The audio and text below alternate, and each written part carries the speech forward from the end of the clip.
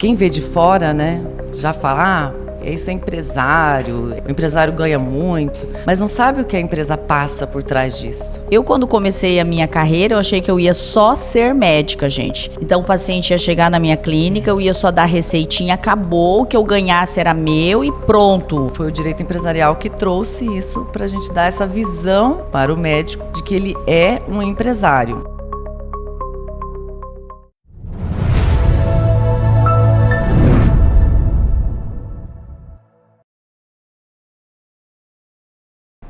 Toda a história tem o poder de inspirar, transformar e conectar. Eu sou Sulege Suzuki e esse é o SulegeCast, onde aqui se tem histórias que transformam, inspiram e conectam. Aqui é o nosso espaço para conversar sobre saúde, ciência, direito e principalmente sobre as pessoas que dão sentido a tudo isso. Profissionais e líderes que com dedicação e conhecimento escrevem histórias de transformação e cuidado. Aqui você vai ouvir médicos, palestrantes, pacientes, especialistas de diversas áreas, sempre com o propósito de mostrar como as histórias podem gerar impacto na medicina, nos negócios e na vida.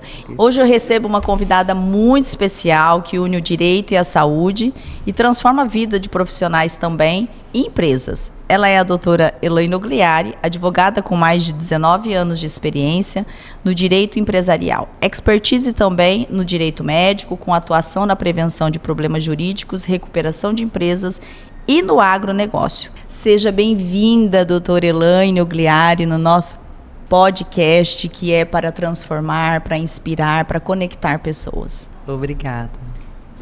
Bom, eu gostaria já de que você se apresentasse, falasse um pouquinho mais da sua trajetória, quem é Elaine Ogliari fora da advocacia? Bom, eu nasci no interior do Paraná e com a minha família viemos para o Mato Grosso em meados de 1980, na década de 80. E sempre morei no interior, mas eu sempre tive uma vontade de ser alguém na vida. E como a gente morava na fazenda, é mais complicado. E minha mãe sempre fez de tudo para que a gente estudasse. Então, ela sempre priorizou o estudo. E como no interior é muito difícil, a gente às vezes tinha que se dedicar mais, se abster de algumas coisas para poder estudar. Então, nós tivemos que morar com outras pessoas, né, na casa de amigos, para poder conseguir continuar o estudo. E na adolescência, já na cidade de Nova Mutum, né, eu fazia o ensino médio. E eu tive o incentivo de diretores da escola, de professores, que sabiam do meu esforço e convenceram meu pai que eu tinha que vir para Cuiabá, porque eu tinha que dar continuidade. Né? Em 99 que eu vim para cá, então assim, não era muito comum.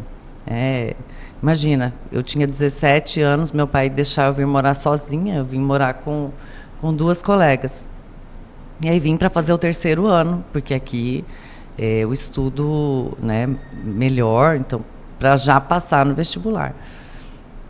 Então eu vim em 99 para Cuiabá e aí me dediquei e fiz o vestibular no final do ano, passei para direito, já fiz a faculdade aqui já fiquei, já formei família, tive um período que voltei, mas voltei para o interior, mas voltei para Cuiabá e aqui me fixei. E você sempre quis fazer direito, Elaine? Não. E o que te levou a isso? Como eu era da família de produtor, de agro, sempre vivi no meio da lavoura, eu queria ser agrônoma. Mas aí teve uma... que é realidade, né? O meu irmão me falou, não, essa área não é para mulher. Olha só, e é uma realidade que agora vem sendo mudada. Mas eu agradeço, sabia? Que depois eu fui me descobrir no direito. Demorou bastante, era uma coisa que eu não tinha conhecimento nenhum. não tinha essa afinidade, porque a gente vivia no interior, nem sabia o que era.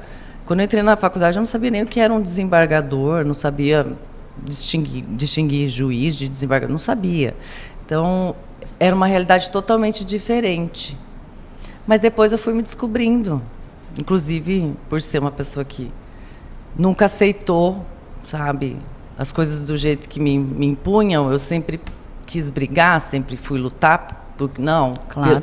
pelo que eu achava que era o correto. Então, isso foi me fazendo me descobrir no direito, e hoje eu sou uma pessoa realizada com o que eu faço. E ao longo dessa trajetória, quais os maiores aprendizados aí na atuação do direito empresarial? O direito empresarial, ele é tão gostoso de lidar, porque é o dia a dia, né? Então, as empresas, elas sofrem muito, porque quem vê de fora, né, já fala, esse é empresário, o empresário ganha muito, mas não sabe o que a empresa passa por trás disso, para chegar onde chegou, e a responsabilidade do empresário para isso. Então, a gente aprende, no direito empresarial, você aprende de tudo, né? Desde como lidar com funcionários, como lidar com terceiros que trabalham, né, com vendas, tipo, um terceiro que você está lidando ali de um prestador. Então, ele tem a parte tributária. Então, o empresário, ele tem que lidar com tudo isso. É multifuncional, né? Então, são multissetores dentro de uma empresa só. E isso é muito interessante, é por isso que eu trouxe a Elaine aqui, já que nós estamos conectando com médicos também, com profissionais da saúde, com qualquer profissão. Eu falo como médica. Eu, quando comecei a minha carreira, eu achei que eu ia só ser médica, gente. Então, o paciente ia chegar na minha clínica, eu ia só dar receitinha, acabou, o que eu ganhasse era meu e pronto. Ninguém mexe no meu dinheiro. Depois que eu fui montando a minha empresa e eu fui entendendo, e isso que você falou é muito importante, isso acontece muito com o mundo médico. Nós não temos a noção de tudo que nós fazemos ali. Tem impostos, tem hora-sala, tem gasto com energia, com pessoal, e repassar isso nos custos é muito complicado para o médico, e também educar a equipe que trabalha com você sobre isso. Eu demorei para aprender isso, viu, Elaine? Porque no final parece que o médico ganha muito, ou o advogado ganha muito, o empresário ganha muito, mas se gasta muito, muito, muito. E aí, entrando nesse assunto que eu quero, porque você acabou desenvolvendo também no setor de direito médico. Como foi isso para você?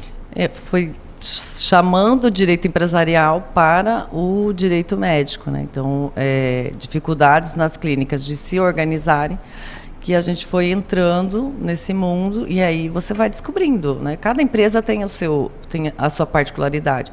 E o direito médico, ele é um pouco mais complexo, porque você trata de vidas, né? Então, tem uma responsabilidade um pouco maior, porque você tá lidando com pessoas, com vida mesmo, né?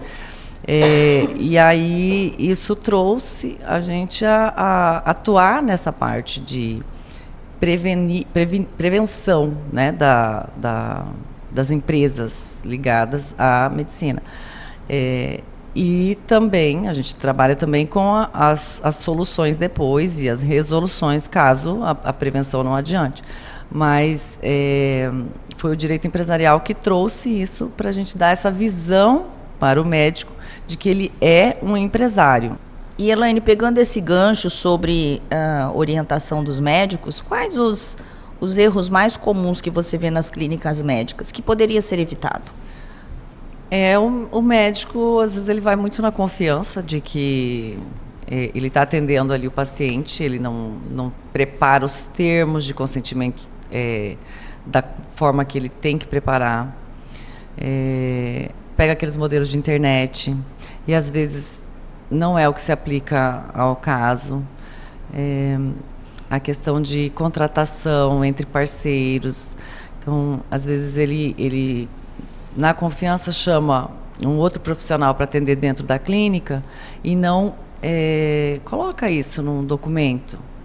E é igual casamento.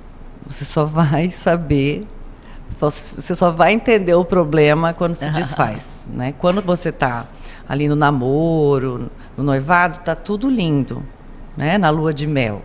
Mas se há um rompimento, você vai ter um problema para resolver. Se você não tiver tudo bem organizado, bem documentado. Isso é uma visão importante, a gente enxergar o consultório médico como uma empresa. Eu vejo isso um grande desafio para o setor médico, né, Elaine? Sim. Qual é o pensamento? Né? Advogado é caro, mas é muito mais caro você resolver o problema depois. Então, o preventivo sempre é melhor. Né? Então, clínicas que a gente atua, que foram feito todo o trabalho, né, de base, ela não tem problema. E quando surge um problema, é só a gente buscar lá o documento e falar, não, está aqui, está escrito aqui, você assinou. Então, é muito mais fácil de resolver. Lógico que isso não evita um processo judicial, algum desgaste que você vai ter, mas é muito mais fácil de resolver. Eu tive muito problema no começo de colocar isso em prática, pessoal. Então, para organizar a minha empresa, eu tinha muito problema até para a equipe. A equipe esquecia de entregar termos para o paciente assinar, esquecia de fotografar ou até mesmo de documentar a chegada daquele paciente, principalmente para quem mexe com estética, para quem mexe com procedimentos. Qualquer tipo de procedimento, o paciente tem que estar muito bem informado. Só que quando a gente informa o paciente na consulta, ele se perde na metade da conversa. Quando ele lê que ele tem que deixar a rúbrica dele ali, aí ele relê e lê de novo e presta atenção e vem perguntar para você alguma coisa e até falar algo que ele deixou de falar depois. Deixa eu só fazer um adendo. Geralmente o paciente que você não pega a assinatura no termo é o que dá problema. Geralmente. Sim. Assim, é uma coisa, parece um chamariz. Então, assim, o paciente que está dando qualquer problema, você vai procurar cadê? Não tem o termo assinado. Então, por isso que é muito importante você ter tudo documentado e bem informado. E eu vejo, às vezes, alguns colegas falando, mas Sulege, demora muito, o paciente chega aqui e fica meio estressado, que tem que assinar, tem que fotografar. Faça do ambiente médico um ambiente agradável para que ele consiga, você educar a sua equipe, que consiga oferecer todos esses passos de forma que ele nem preste tanta atenção, no sentido de se sentir irritado, porque ele tem que ler, ele tem que saber o que ele tem que fazer. Paciente informado é um paciente sem problema, pessoal. Coloque isso na cabeça. Eu aprendi muito com a parte jurídica disso. E aí, como que você pode contribuir, então, para a segurança e para o crescimento sustentável de uma carreira médica, Elaine? Bom, você está falando de a parte de advocacia. De gestão, da gestão da clínica de um colega, ou até mesmo de um consultório pequeno. Não, acredito que até médicos que atuam sozinhos, mas eles precisam ter, né, porque ele é um prestador de serviço, ele tem essa responsabilidade. Então, o que a gente orienta? Deixar os termos de consentimento todos em dia, os contratos, né, às vezes até um contrato de prestação de serviço médico que você está fazendo ali com o paciente, que é alguma coisa mais complexa, você tem que ter um contrato bem elaborado, porque às vezes é um tratamento contínuo, então ele tem que seguir aqueles passos para poder ter um resultado. As orientações, a gente faz treinamentos para a equipe, porque não adianta você ter toda a documentação se a sua equipe não vai aplicar. Elaine, fala um pouquinho de alguns cases de sucesso em clínicas médicas. Se tivesse que orientar um colega médico que está vendo agora, qual o caminho inicial, assim, desmistificando um pouco você ter um assessor, uma assessoria advocatícia dentro do consultório? Tá. Eu vou iniciar não com um case de sucesso, mas com um problema que aconteceu que levou esse profissional a procurar um advogado. Tinha uma prestadora de serviço dentro da clínica, houve o rompimento, não tinha nenhuma cláusula estabelecida ali dentro, e ela simplesmente levou toda a agenda de pacientes dessa profissional e começou a entrar em contato para levar os pacientes para a clínica onde ela estava sendo direcionada, onde ela estava indo trabalhar. Então, isso despertou na dona da clínica a vontade de regulamentar isso. Então, isso você pode fazer. Então, você tem o contrato ali com o profissional que está atendendo dentro da sua clínica, que você limita. Ela não pode abordar os pacientes, porque ela pode ser processada. Ela não pode, se ela foi treinada dentro da sua clínica, ela não pode trabalhar no mesmo segmento. Lógico que você não vai limitar por muito tempo, mas ela não pode sair daqui da sua clínica, onde ela aprendeu a usar aquela técnica, e ir para o concorrente e aplicar aquela técnica. Olha só. Então, são cláusulas de não concorrência que a gente coloca, que evita. Isso é muito comum, pessoal. Isso é muito comum. A gente acha que não, mas a lei de LGPD, ela hoje, muitos médicos acham difícil colocar essa lei dentro do consultório. Eu coloquei na minha clínica, ela é de suma importância, porque tudo que sai de informações da nossa clínica, se um profissional ou um funcionário da gente saiu da clínica e levou informações daquele paciente, telefone, endereço, qualquer coisa que seja, que é pertencente à clínica, hoje essa lei te protege, não é? Sim. Além do que a LGPD, se você tem uma invasão hacker, por exemplo, que é muito comum, tá? Tem casos de clínicas psiquiátricas. Olha. Que o hacker invadiu, pegou todo o histórico? Prontuário, né? Prontuário médico, e começou a ameaçar, porque daí ele sabia toda a história do paciente. Deus. E aí o médico tinha que pagar o que ele estava pretendendo para não divulgar aquelas histórias. Então, você imagina, você está tratando aqui de dados sensíveis. Se você não tiver uma proteção, porque a lei de proteção de dados, ela caminha junto entre o direito e a informática. Então, ali dentro, o técnico de informática, mas também tem que ser uma pessoa especializada. Então, a gente tem lá algumas pessoas, alguns profissionais que nós indicamos, né? A gente faz os termos conforme a legislação e ele vai lá e aplica dentro do sistema do próprio médico. Então, se você tem esse sistema implantado, acontece um vazamento de dados, você está protegido perante a agência reguladora, né? Você está mitigando os riscos, então você tem uma proteção extra, porque realmente a área médica que trabalha com dados sensíveis, ela é muito mais visada. Olha só, pessoal, é muito mais sério do que a gente imagina. A gente não tem noção disso até acontecer com cada um, né? E você também, Elaine, além de advogada, você também tem esse lado empresária, você empreende, a gente sabe que você empreende muito na área do agronegócio, você tem outras filiais pelo interior. Como que é conciliar esse mundo, advogada e empreendedorismo, no seu negócio? É a mesma coisa da área médica. Quando você sai advogado, você não acha que você é empresário. Você vai trabalhar com outros profissionais, até você pegar a prática, né? E depois que você entra no mundo do empresariado, que você se torna dono de um escritório, aí você entende que você não é só o profissional técnico, você tem que ter, né, a parte da administração também, porque são funcionários que você tem que pagar. Fechou o mês, se não entrou dinheiro no caixa, como que você vai fazer? Você tem que pagar o funcionário.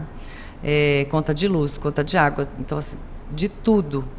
E depois você vai entendendo que você tem que empreender também, porque senão a conta não fecha. Sim. né? Então, e tem o agravante de ser mulher, né?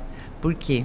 Você tem a cobrança em casa, porque você tem filhos, você tem marido, aí a casa, Uma a doideira. parte doméstica não anda se você não tiver Orientado, pelo menos né? a orientação. E depois de muita terapia que eu fui entendendo, porque eu era muito centralizadora, então eu fui entendendo que eu tinha que delegar funções. E aí depois disso que foi melhorando, eu conseguindo delegar as funções de casa e de dentro do escritório mesmo, que eu fui conseguindo aumentar conseguindo ter tempo para empreender. Então, aí você precisa sair, você precisa conhecer gente, fazer o network e aí isso vai te gerando, vai te trazendo retorno. Mas quanto mais você empreende, mais trabalho você tem. Tá vendo, gente? É uma história que conecta, que transforma, porque eu tenho certeza que muita gente está assistindo isso e está também se conectando com essa história, né? É mulher, tem milhões de coisas em casa, cobrança do casamento, os filhos, a culpa, porque mãe é uma culpada eterna. E a vontade de crescer pessoalmente, né? A vontade de colocar os seus sonhos realizando. Então, você vê que você não está sozinho, que todas nós passamos por isso. E o segredo disso é ir à luta, tentar e delegar. Aprender a trazer pessoas que te ajudem a construir esse sonho, né? E junto com isso, Elaine, o que você enxerga do futuro do direito médico e empresarial nos próximos anos? Nós estamos vivendo uma crise financeira no nosso país. Então, quando vem esse tipo de situação, todo mundo quer encontrar uma forma de ganhar dinheiro. Então, as indenizações, as pessoas acabam procurando indenização onde não tem. Então, quando falta dinheiro, seja em qualquer, né, situação, falta dinheiro no mercado, as pessoas começam a buscar e aí começam a cavar processos para obter de alguma forma uma indenização, dinheiro, né, não mais seja fácil, exatamente. Lógico.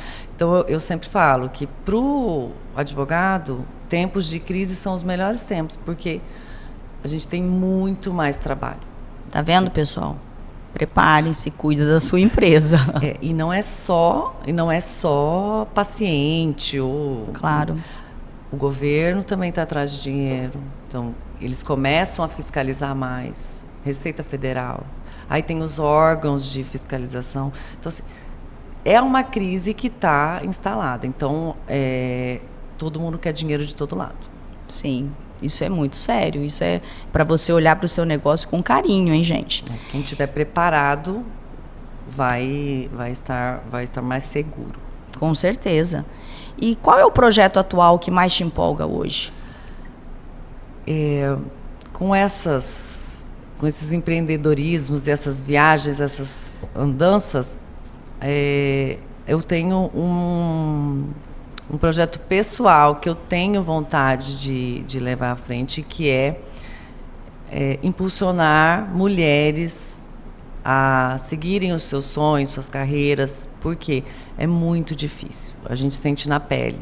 Eu tenho uma sócia, que é mulher, é mãe, então nós sentimos isso. E uma ampara a outra. E isso é bom, porque às vezes você trabalha com um homem e ele não entende que você precisa levar seu filho no médico, ou você ligou da escola, eu tenho que ir lá. Então a gente flexibiliza isso. Uma entende a outra. Olha, eu preciso ir no salão porque eu estou parecendo um caco, eu preciso fazer minha unha, eu preciso estar bonita. Porque é tudo isso Sim. que a mulher tem que passar. Então, esse é um desejo pessoal que eu tenho. E eu trabalho também com muitas mulheres do agro, que é um meio muito masculino. Sim. E difícil dar voz e vez para a mulher. Apesar de estarmos aí com um grande número de mulheres que estão se destacando no agro. mas é muito mais difícil.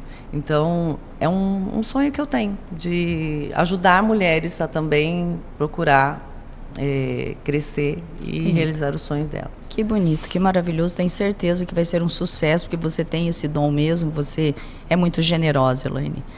E, assim, que conselho você daria para o médico e empresários que desejam se inspirar aí na sua trajetória, nessas mulheres médicas, empresárias que estão começando, que querem, de repente, sair lá do interior, que querem sair da onde você veio, né, de um lugar pequenininho, e fazer tudo isso, começar alguma coisa? Eu acho que você tem que... É difícil, porque você precisa ter um apoio, um amparo, né? O meu marido sempre me apoiou muito a cuidar do meu profissional. Ele me incentivou muito nisso. Então, no começo, nem eu acreditava que eu podia fazer. E aí ele falava, não, você tem que ir, vai, você tem que... Foca no que você quer e vai. E aí você vai trabalhando devagar, mas sempre com propósito. E às vezes você nem sabe qual é o seu propósito, mas você vai encontrar no meio do caminho. Exato. Isso é interessante. Propósito a gente não tem, é Deus que dá, viu, pessoal?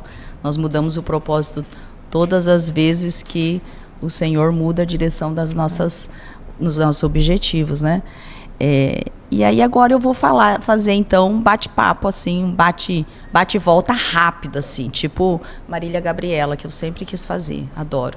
Vamos lá. Um livro que marcou sua vida? Ai, gente. É porque são fases, né? Mas o último que eu li que achei muito interessante é O Poder do Subconsciente. Esse livro traz pra gente o que você deseja, você pode conseguir, desde que você coloque isso na sua cabeça. Então, você tem tudo na sua mão e na sua mente. Sem dúvida. Uma pessoa que inspira você? São muitas pessoas que me inspiram. Eu tenho... sempre tive, né, em várias fases da minha vida, tive muitas pessoas. A minha mãe, né, que foi uma pessoa muito, muito guerreira, ela sempre lutou para que... Eu tenho uma irmã, que eu e minha irmã estudássemos, tivéssemos nossa própria carreira, nossa vida, e não dependêssemos de marido, porque ela veio dessa criação. Então, ela é a minha inspiração. Com certeza. Uma palavra que define sua trajetória? Persistência. E o que é sucesso para você? Sucesso é você estar bem com você mesma, você estar gostando do que está fazendo e as pessoas ao seu redor também estarem bem com você. Acho que esse é o sucesso, sua família está bem. Independentemente de retorno financeiro ou não, você tem que estar bem consigo mesma. Isso é sucesso, você tem que estar bem, feliz com o que está fazendo. É isso. E se pudesse resumir sua missão em uma frase, qual seria?